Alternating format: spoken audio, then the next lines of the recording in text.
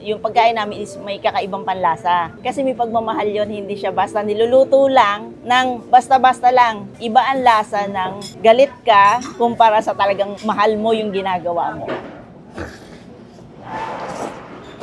Kung taga Cavite City lang ako, araw-arawin ko to. Ako si Bernadette Alejo, ang nangangasiwa ngayon ng Aling Ika Karinderya dito sa Mercado del Ciudad de Cavite. Nag-start siya noong 1927, bali magwa 100 years na siya ngayong 2027. Apo ako ni Aling Ika, yung talagang pinakami-ari dati, si Teodorica Bautista, tapos inilipat niya sa mama ko, kay Eulogia Bautista, tapos ako naman, syempre, third generation ako. Ang binibenta namin dito is bibingkoy, pansit pusit, pansit sa puso, mga spaghetti, pansit luglog, at may mga ulam din kami. Ang specialty namin naman sa ulam is tortang alimasag, morcon, beef steak. Nag-start kami ng 6:30, tapos nagko-close kami ng 12:30 ng tanghali. Pero wag nyo expect na pag ganong oras is meron pang bibingkoy. Pinakamatagal namin sa bibingkoy is hanggang 7 to 8 lang. Pag Saturday, Sunday, hanggang 8 hanggang 10 bilao kami isang araw. Tapos pag peak season na, yung mga November, December up to January, kami, 30 kilos kami, hanggang 15 to 20 bilao kami. Ang ordinary namin, ang pinakakonte na is 6 na bilao. Bakit po binabalik-balikan ng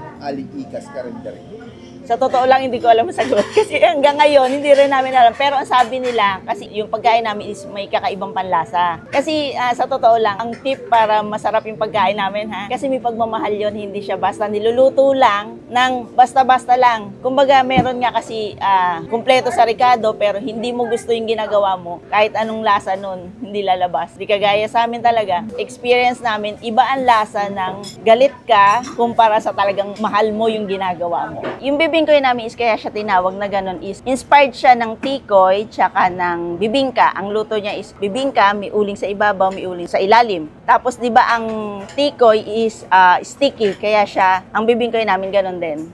More on gawa siya sa malagkit, hindi siya yung powder na glutinous. Talagang pure na malagkit siya. Tapos yung pansit negra, syempre inspired siya ng yung pusit, nilalagyan namin siya. Nagtataka yung iba bakit ang pansit negra daw namin is hindi siya maitim. Kasi ito, yun talagang katas ng pusit. Hindi tulad ng iba, nilalagyan nila ng food color. Sorry to say pero nagpapakatotoo lang ako.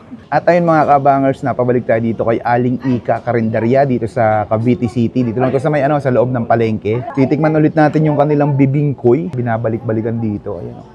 50 pesos pa rin, walang pinagbago sa presyo. Tikman natin yung lasa kung wala rin pinagbago. Meron din tayo dito spaghetti. 50 pesos lang din to. At ito talaga yung hindi ko natikman nung nakaraang punta ko dito. Yung pansit negra nila. Ayan, 50 pesos din yan. May pusit na chicharon. Tikman natin. Dito muna tayo sa bibingkoy. Ayan tayo. 50 pesos lang yan. May mga laman siyang munggo. Ayan tayo.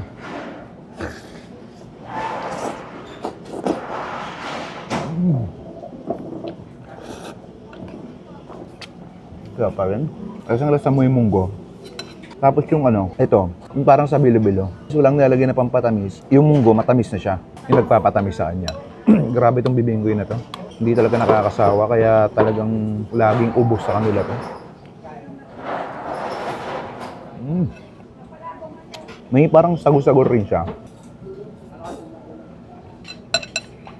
Sarap. Sa isang ganito pa lang, sa 50 pesos, grabe, busog na busog ka yan. Ang bigat sa tiyan.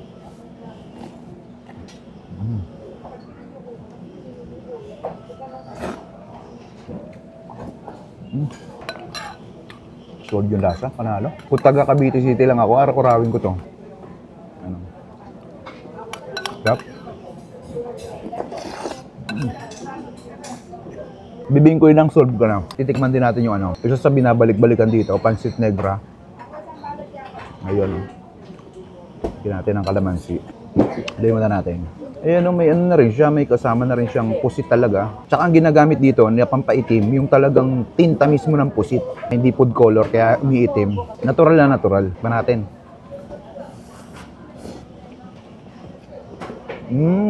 Lasang-lasa mo yung yung pusit talaga na tinta.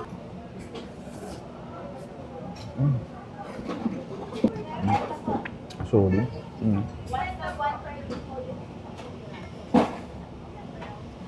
50 pesos lang. May chicharon pang kasama.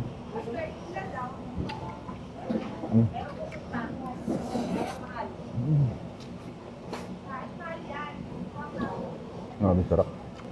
Diba? Bisitahin nyo na sila dito sa palengke ng Cavite City. Solid mga lods. Try nyo na rin itong pancit negra nila. Panalo. Ano? Ubusin ko muna to.